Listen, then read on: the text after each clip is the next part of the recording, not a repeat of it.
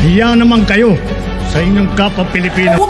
Ang ina ninyong lahat. Magtiis kayo sa hirap at gutom. Wala akong pakialam. Go ahead, make my day, Mr. Trillanes! The Senate is under attack, was under attack. Walang isang signal na mapasunod. No. Excuse me. Hawak natin ang beat. Ano kayong ibuwis sa inyong buhay para kay Bibi Sara Duterte! Hindi po confidential ang katotohanan.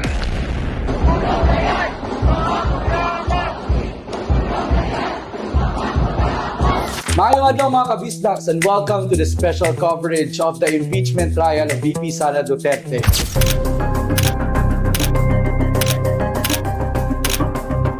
I will be blooded, but unbowed.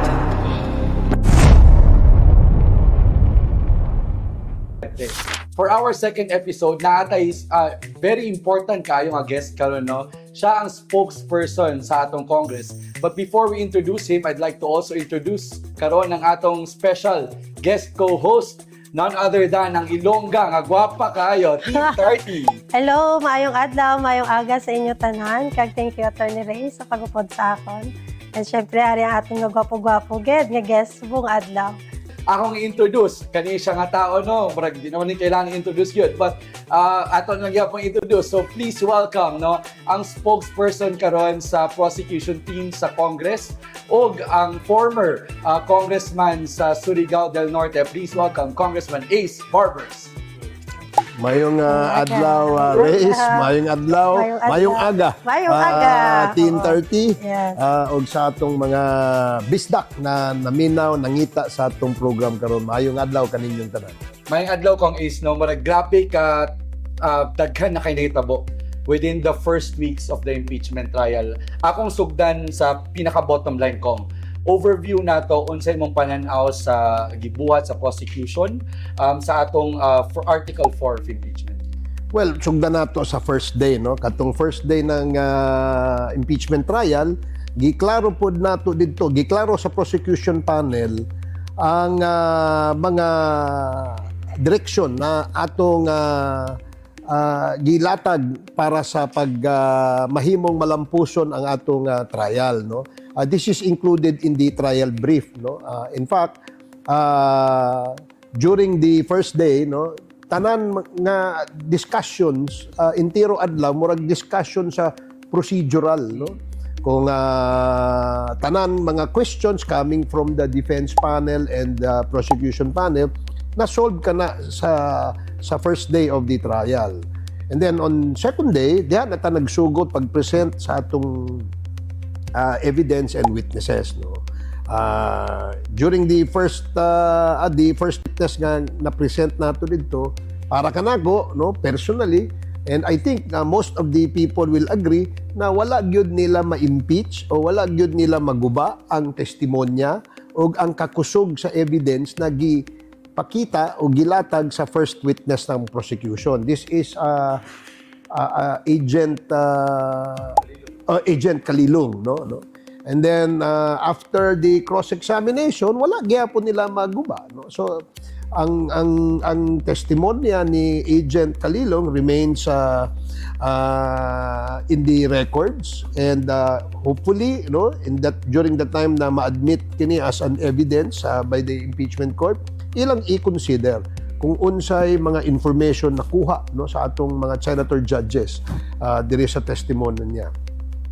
Second is when we presented another witness, no, bugat-bugat pud ning atong witness kay si NBI gihapon ni siya, no. He is the regional director of BARM, and he is a lawyer.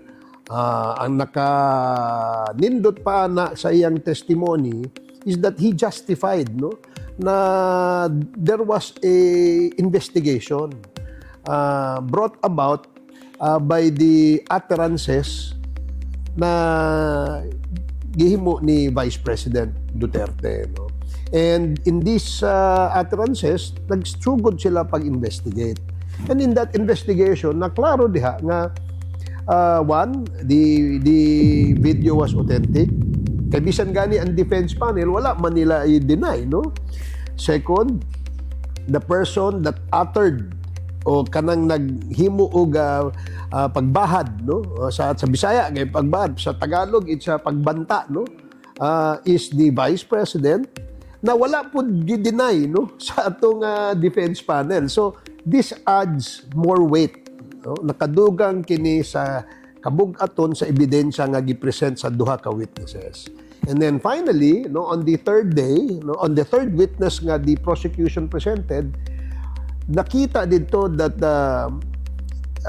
there was a recommendation by the investigating team na to recommend the filing of 3 counts sa grave threats against the Vice President and an offense of inciting to sedition. Kay murag nanawhag man siya og murag kagubot diha sa kuan, no, sa iyang statement. So again, no, the testimony of Director Matibag, the third witness, wala gyapon nila maguba, wala gyapon nila ma-impeach. So para kanako overall, my personal assessment, and I think most of the Filipino people nag-agree, no, na there was indeed, no, a crime committed, and this crime constitutes an impeachable offense, and this impeachable offense is a betrayal of public trust and culpable violation of the Constitution.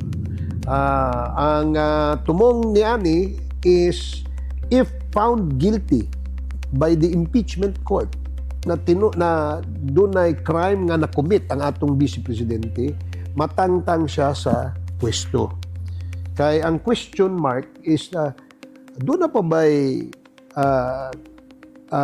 angay pa ba magpadayon sa iyang pagka-Vice Presidente o magpadayon sa iyang opisina ang atong Vice Presidente after committing these crimes? So mao nang big question mark. That's why we know, no, na ang atong center judges will definitely decide on the basis of the facts and the evidence nga gipresentar nato. Oo, kung para sa no, makita naton nga si VP Sara, wala gid siya nag-attend sa iya yung impeachment trial. Para sa imo kong, makaapekto bala ini sa pananaw sang aton mga kababayan ng mga Pilipino? Well, sa akong pagtuo, yes, no, makaapekto ni kay ngano man.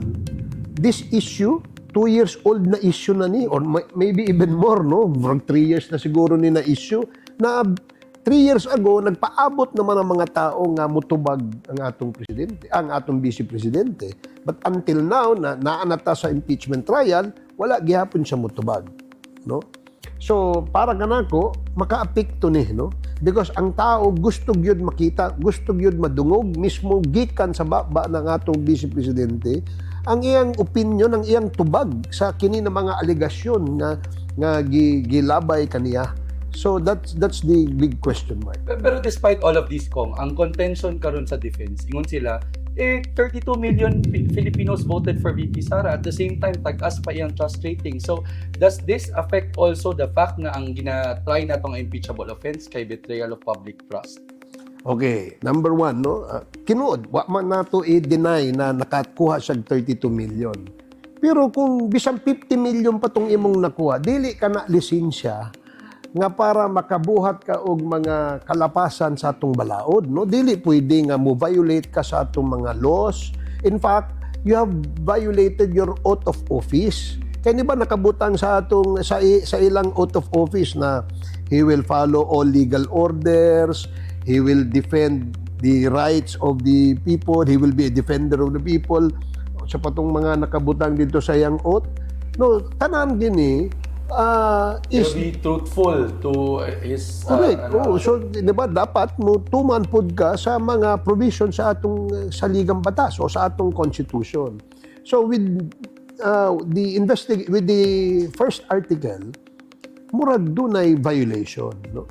And this violation, matud palagi na ako kay na nga constitute an impeachable offense. Pero katong iyang trust ratings. Okay, so now So again, no, balikon na ako, no, ang 32 million, bisag 50 million pa na, basta mo violate ka sa balaod, dapat doon na imong accountability nga gingon, no. It is not a license for a public officer, even if he has the highest number of votes, no, na makakommit na siya og mga violations of our laws. Kay dili buot pasabot na even if you're the powerful official of the land, no, na exempted na ka sa accountability. Di ba, accountability nakabutang sa atong constitution to protect the Filipino people, protektahan ang atong mga kaigsuonan, ang atong mga kababayan from abuses that may be committed by a higher official. So dili lisensya na bisag 50 million pa tong imong boto na maka-violate na ka or exempted ka sa accountability. Actually, for me, kung samot na noon na, ay daggan kayo trust sa imo, pasabot, mas daggan ka gibetray. Correct. No, nga trust. Correct. Diba? Kay, kung man ang ginaingon yun nila nga, ma-justify naman na, kay even karon kung mag-survey ta, taas gyapon ang trust rating sa katawan. For the more nga dapat i-accountable siya, kay dagay ni salig sa iya. And also, the higher the office, no, the higher the standard. Dapat ana siya, di ba? Kay siyempre, at dagan ko nag-expect sa imo na you will perform your duty as the highest official of the land or the second highest official of the land. So, sakto ka nang imong gingon nga gibetray nimo, talikdan nimo ang suporta o ang kanang paglaom sa atong mga tao nga nag-support kanimo. Kay you betrayed the public trust. Pero, Now, nganong taas gyapon yung rating? Or why do you think so? well, that's a different story, no? Para kanako, of course, popularity, no, trust, no, and I think it is also kinta noteworthy to consider na dito sa latest survey na diin nakakuha siya taas-taas nga rating, doon ay question po dito nga nag-ingon nga are you willing to hear from the Vice President that she answers directly the allegations? Taas dito, murag 70%. So sa ato pa, popularity does not equate to non-accountability. So, ang buot pasabutan na kay 70% nangingon na kinahanglan matubag, kinahanglan mo tubag si Vice President. That only means that the people, 70% of the people surveyed demands accountability from the Vice President. So she has to answer. Pero mabatian naton kung no damo gid ni sa kampo ni Vice President Sara nga nagahambal sila nga ang impeachment case ni Sara is political. No, Ano mahambal mo direct? Well, originally, no, ang ilang opinion is to create a narrative, no, na kini is all political. Okay. Ako, kung kini tanan political, walay unta ebidensya. No? Na may ebidensya, di ba? Di man kung kita'y nag-create sa evidence, no? It was the camp of the Vice President. It was the Vice President mismo na nagpakita ng ebidensya. And that's why earlier ang akong statement na wala gyud gi-deny na si Vice President mo'y nagbuhat ana nga istorya nya, wala po'y gi-deny na kani nga video kung diin nakita nato na dungog nato nga si Vice President nagbuhi og mga istorya ng mga pagbahad is an authentic video. Wala yun nila gi-deny. Gigamit pagani nila ang evidence. So that gives it more weight, no, para kanako. So, nganong naglisod man sila po? Nganong naglisod man gitang defense to actually refute kani nga mga ebidensya against si Sara? Well, I think the reason na naglisod sila because res ipsa loquitur. Diba? The evidence speaks for itself. Diba? Both panels gi-admit this is an authentic video. The utterances were made and they were never denied. So parang kanako mao nang giingon sa legal doctrine of res ipsa loquitur. So, for the audience, ang res ipsa loquitur, it says nga kung makitaan nato sa evidence pa lang mismo nga gibuhat na niya ang crime, di na nakakailangan og any other evidence mo na gidto siya. So the thing speaks for itself. Salamat kong. Okay, so kana siya no. So are we saying now kung nakusog ang kaso sa prosecution when it comes to Article 4? Yes, I believe so. No? Ako, nagtuo man kung after the evidence and the witnesses were presented before the impeachment court, I think that's enough substantial evidence to support the allegations in Article 4. So, klaro, kuan, kay the evidence is there, the results of the investigation were there. In fact, the Director Matibag mentioned, they say continuing investigation because the threat is actual, the threat is serious.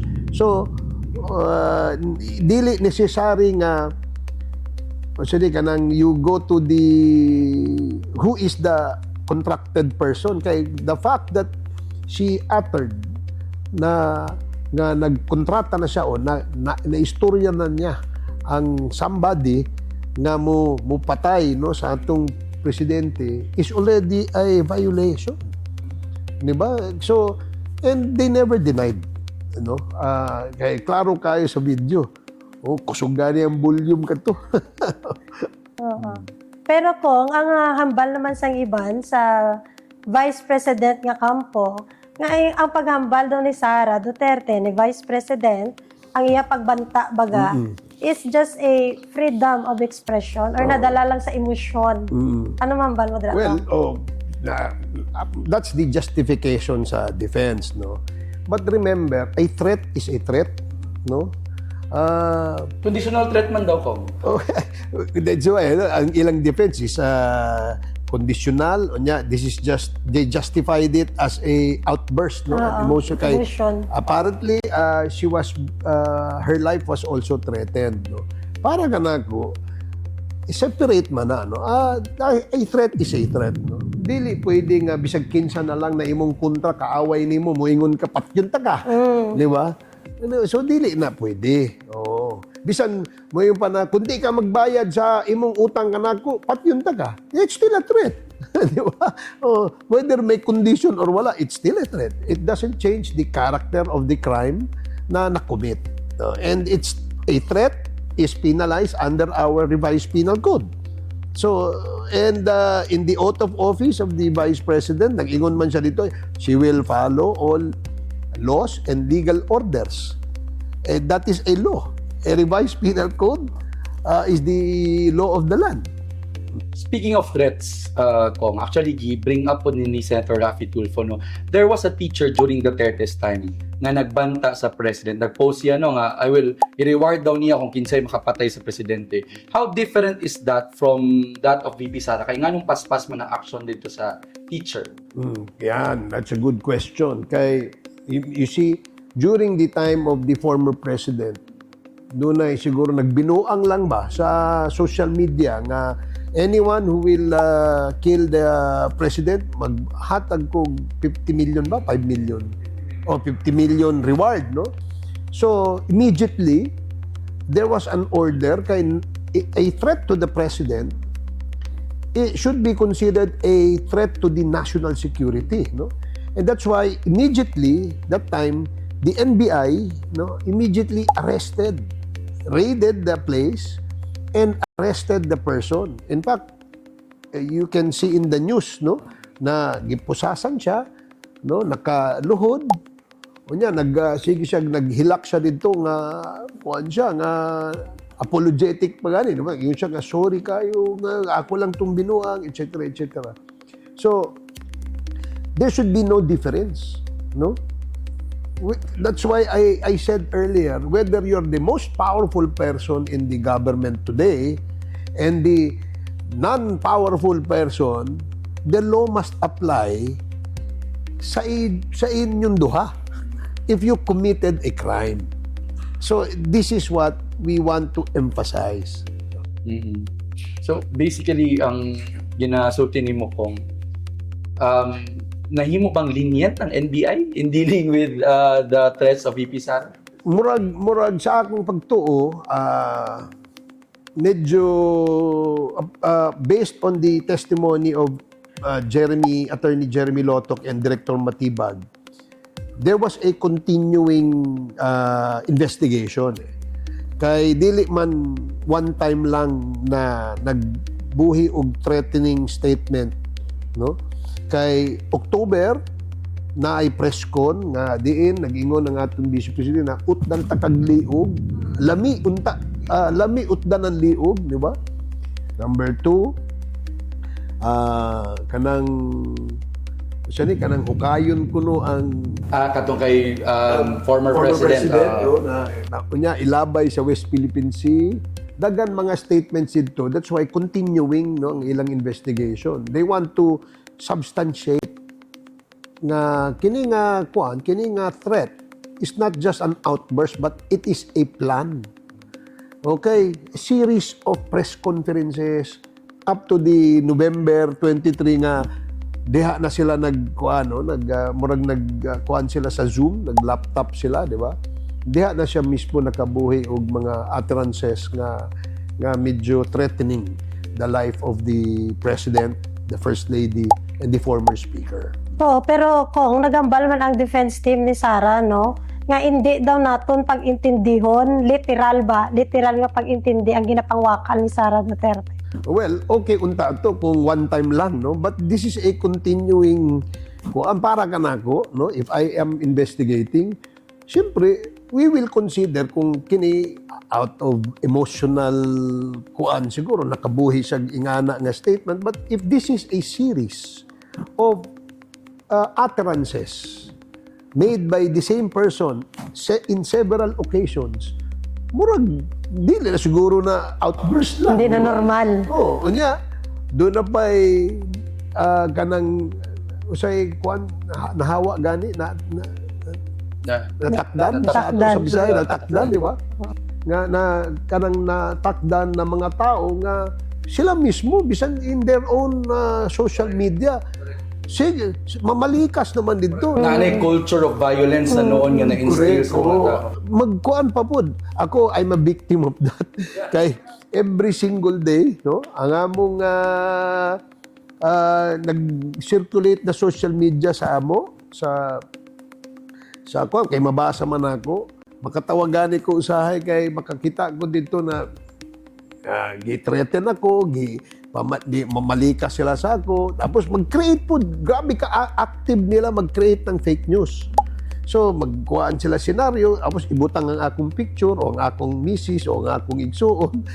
Maunang believe ako sa creativity, no, ng mga Pilipino. In fact, klaro kayo nga creative good ta.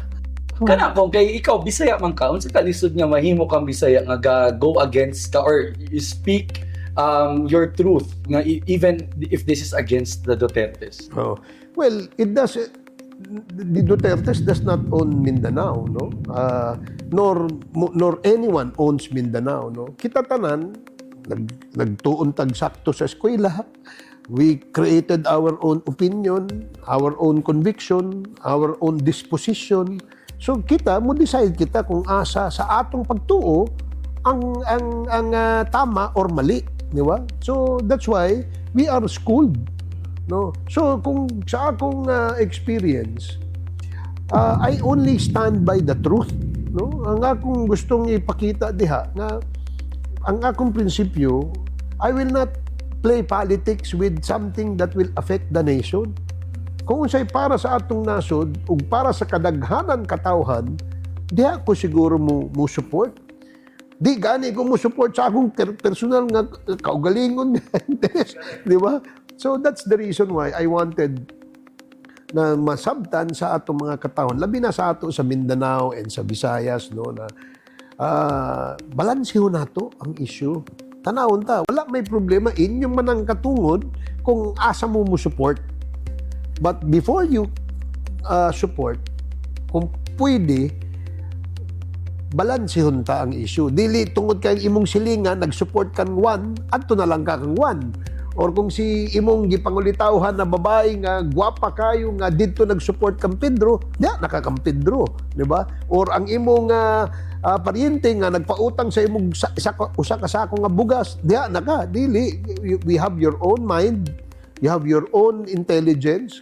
Ana ta mo decide sa atong personal nga opinion.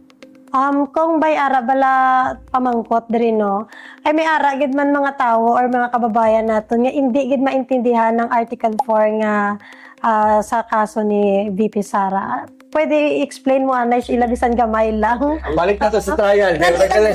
Kung ay may ara gid saban mo sa comment section kung no. May mga questions gina sa bala sa comment section. So, I will try my best. Okay. Bisan gamay lang kung. Okay, number one, no, grave threats Okay. is a violation of our revised penal code. No, I just forgot the section unsa nga article kana, but it is a law that violates or that penalizes, no, o parusahan kanang mo violate ani, no, kanang mo issue og mga utterances nga threaten the life of a person. So that's one, no. Sa evidence nga nag-gather sa prosecution, nakita namo nga the Vice President, no, nag-utter siya og kanang pagbahad o kanang threat, no, to the life of the President, the First Lady, and the Speaker. So therefore, if these utterances were true, it is an issue of national security.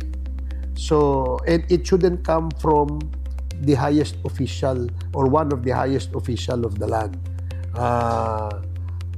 meaning the Vice President. Number 3, this was investigated, giimbestigahan, authentic ang video, wala ni gi-manipulate sa social media, dili ni kung kanang gitawag na splice, splice, o walay splicing na or AI, or why Editing, editing. why AI, because authentic ang video. Ang personalities na diha sa sulod sa video was never denied by the defense panel. Sa ato pa gi-admit nila nga tinuod di ay nga si Vice President kanang naa sa video, o kuan pod ang utterances nga wala create sa AI or manipulated by a technology, no. So all these are considered to be in violation of the revised penal code, kay klaro nga threats, no. And because it is a threat and it is a violation sa atong revised penal code, therefore we concluded that this is an impeachable offense. Kay dunay betrayal of public trust and a culpable violation of the Constitution. That's why usa sa among allegation sa prosecution is Article 4 or grave threats, a betrayal of public trust. So that's the best I can do. Let's also be Sige, clear, sige. Tartty, no, because dagan man po yung notion ko sa social media nga wala daw nakuha ang element sa grave threat. So we have to be clear also kung dili man ni siya criminal trial, no? Yes. So basically the evidence or ang quantum of proof na kailangan ni mga guilt beyond reasonable doubt, dili kailangan ani nga Lesser. lesser siya, even lesser. So okay, so gisugdan nato siya with Article 4. What's the logic behind that, kung is this a strategy on the part of the prosecution? Well, because the evidence is very clear. Yun na nga, ang sabi natin kanina is res ipsa loquitur. And we won't have difficulty in presenting the evidence because we are more or less certain that the defense panel will also agree to this evidence. During the pre-trial conference, nakita naman nila na mauna nga itong i-present. So, they never objected to it. So, correct, no? Let me just emphasize na kaning impeachment trial, dili ni pareho sa usa ka criminal proceedings, no? Ang impeachment proceedings, ang penalty ani sa usa ka public official o elected official is matangtang lang siya sa pwesto. Unlike sa criminal, Og di na po siya kadagan. og di na po siya perpetual disqualification. sa criminal, you have to prove the elements of the crime. No? Kaya kung ma-prove na guilt beyond reasonable doubt, priso ka diretso. Sa impeachment, walay priso. Tangtang lang ka sa pwesto. And disqualified na ka mudagan. Bisag barangay kagawad, di na kagadagan. Bisag gani siguro PTA. O PTA president, basta di na ka pwede. So, my point is that walay mapreso sa impeachment proceedings. Pero dako kayong impact yun because you are impeaching or imong gitangtang ang second powerful officer of the country.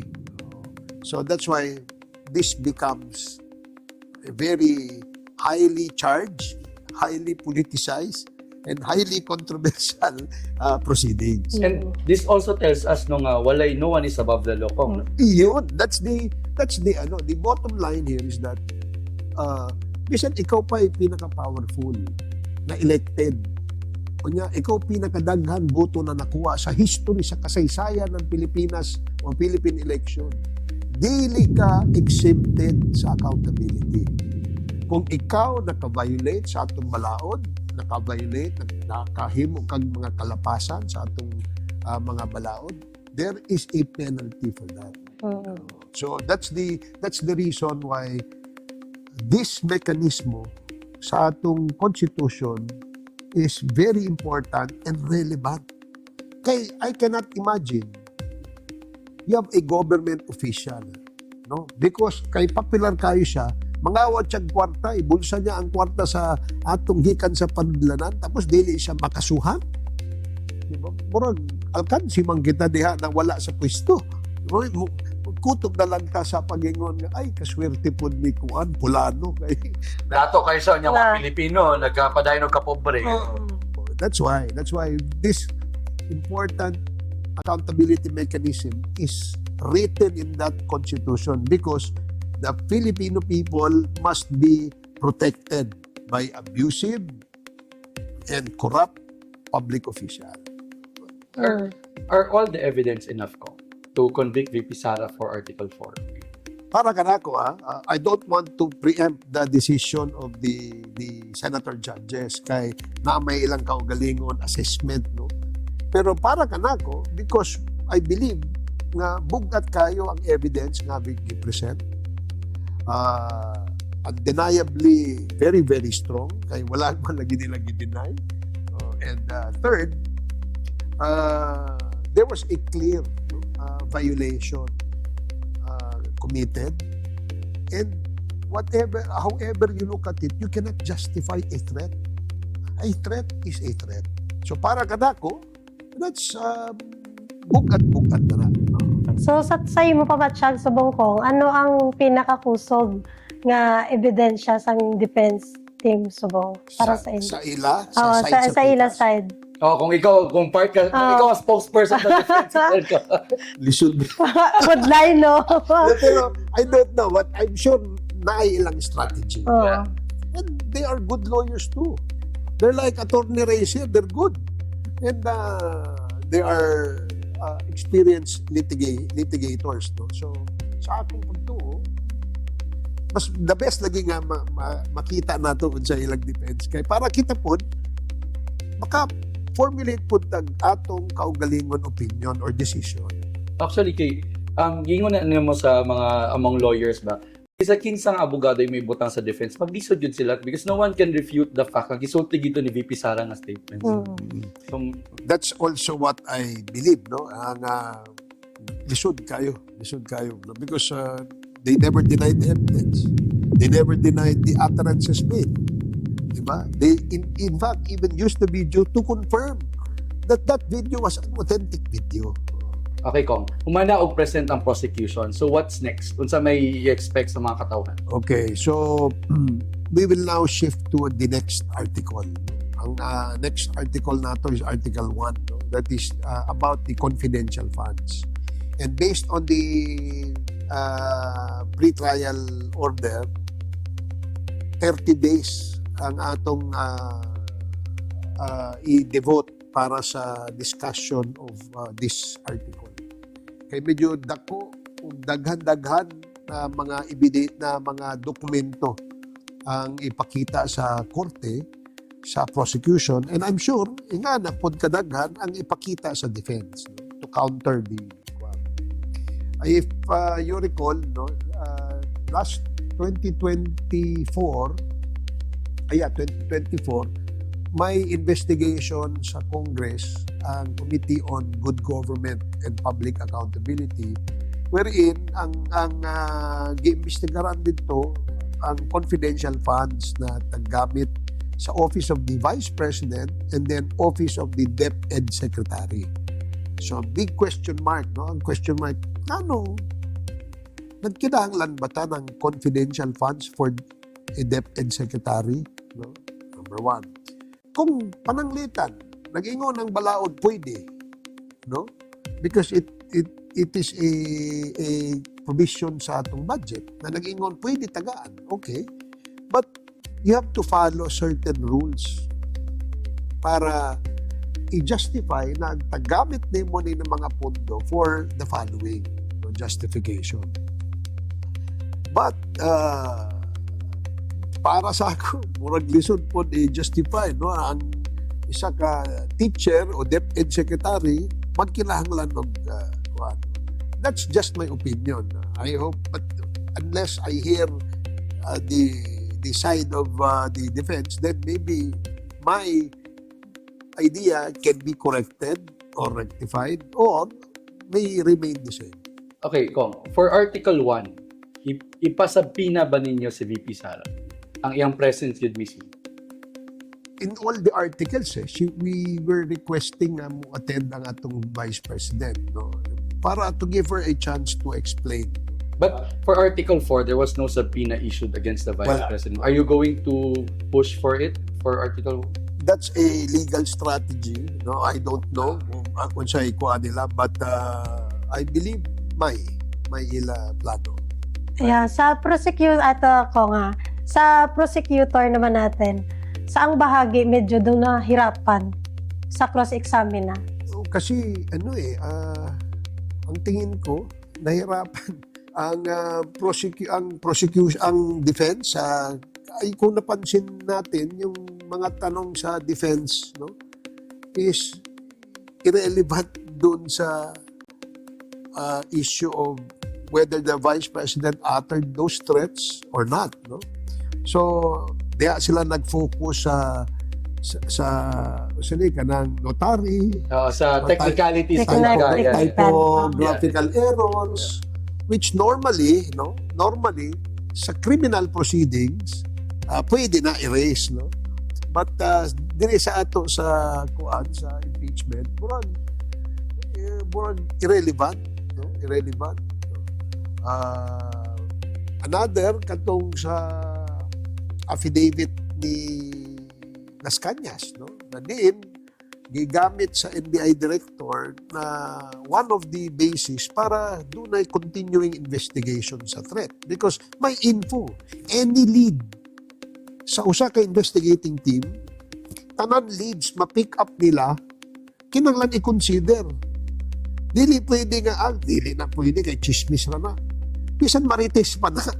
O kinahanglan i-consider kay these are leads that will eventually lead to a conclusion of the evidence. Okay. Last question na to pertaining to trial, Kong.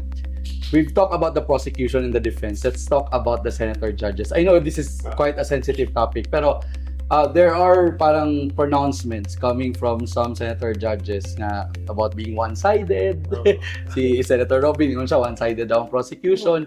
Naapoy uban, ang mga katauhan, musulti sila nga, anong uban ng mga senator judges biased man. So, how do you think will this affect the credibility of the impeachment? Well, the rules of procedure in impeachment proceedings nag-ingon na ang mga senator judges must conduct themselves with impartiality and ang demeanor nila dapat dili sila magpakita kung asa sila dapat mo support, di ba? Because that is what the judge must do. Bisan gani sa korte, di ba? Di ba? Alkansi ka kung ikaw ang accused, unya nakita nimo na pabor kayo sa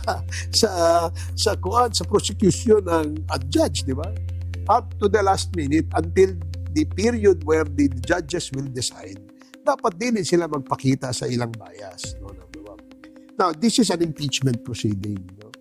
Sa usa ka impeachment, in the same as that of a court proceeding, siyempre adversarial niya. Oh, di ba? Adversarial na.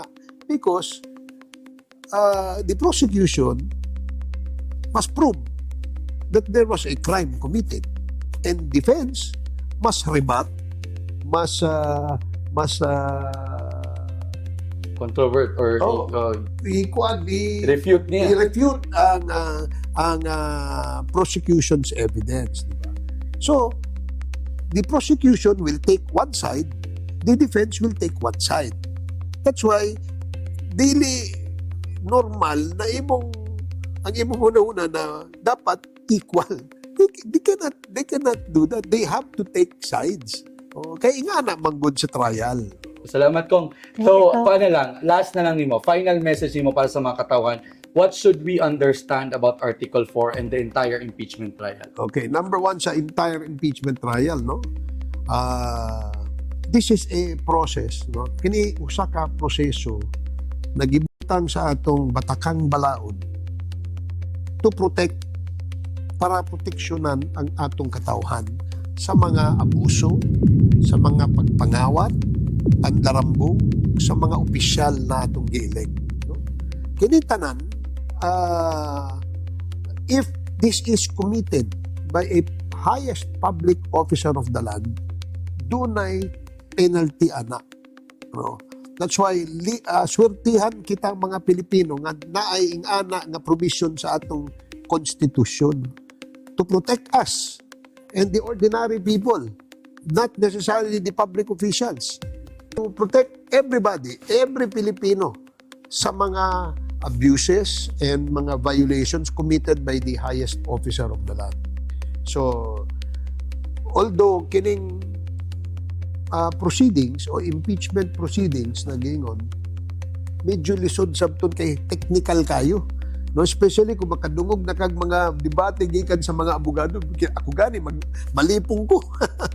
Pero I try my best to understand na kaning sitwasyon kinahanglan dunay technical gyud ni, no? Kay you have to prove the guilt of the respondent sa side sa prosecution. On the side of the defense, they have to prove na palpak o sayop ang gi-present sa prosecution. So, kita yun din mo na technical mo, gamit silang mga technical. But what is important is, makita na to that the Constitution is working, the government is working, due process is working, and the accountability mechanism is working. And that is one why we should all support, watch, and understand the impeachment process.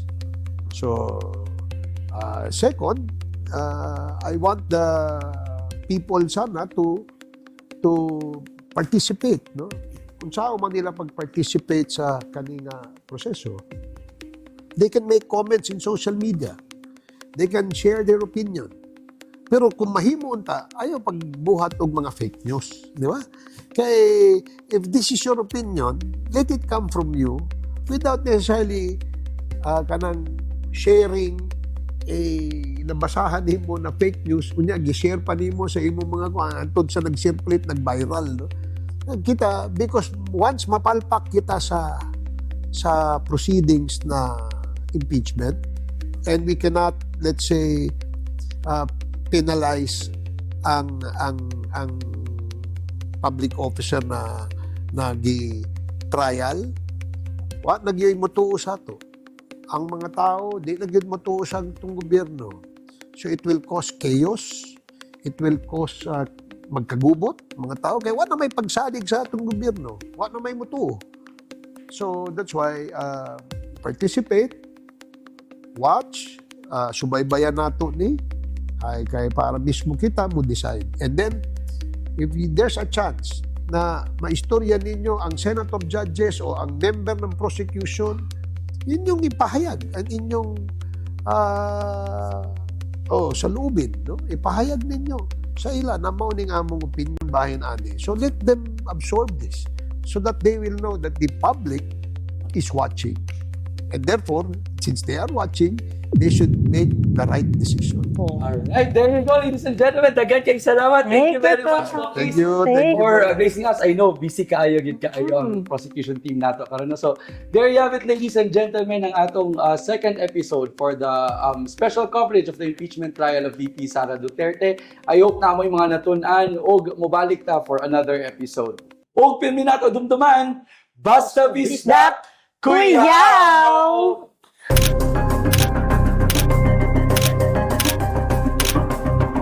I will be blooded but unbowed.